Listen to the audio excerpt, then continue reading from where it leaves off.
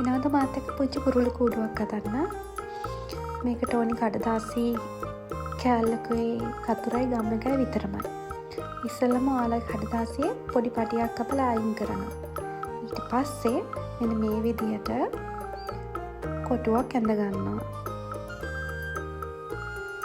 කොටුවක් අඳින්නම ඕන ඔයාලට පුළුවන් නිකන් කොටසක් කපලා ඉවත් කරන්න තියෙන්නේ.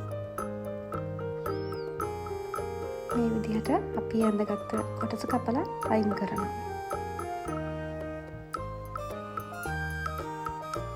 ඊට පස්සේ මෙන්න මේ විදිහට තියාගෙන මේකේ උඩ කොටස හරියට අපි වහලයක් හදනවා වගේ ලස්සනට ත්‍රිකෝණයක් විදිහට නවා ගන්නවා.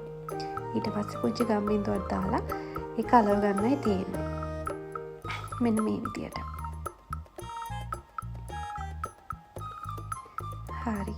දැන් අපි අර කපලා ඉවත් කරපු කොටස නැවත ආයේ පහලින් අලව ගන්නවා. දැන් අපි යන්නේ පුංචි කුරුල්ලෙක් හදාගන්න.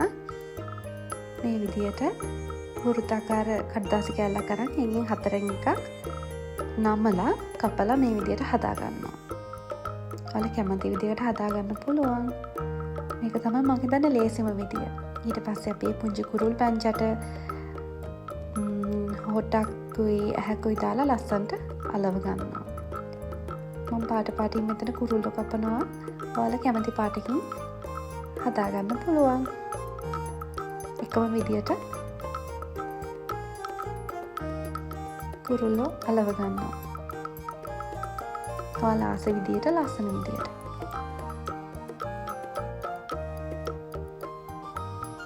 මෙන්න මේ විදියට.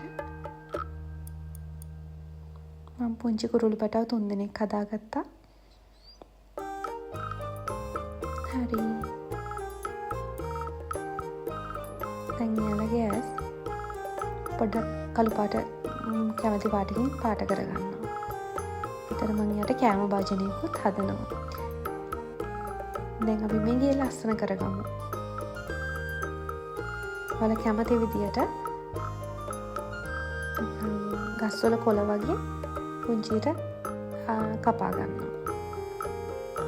ඊට පස්සේ මෙන්න මේ විදියට අලව ගන්නයි තියෙන්නේ.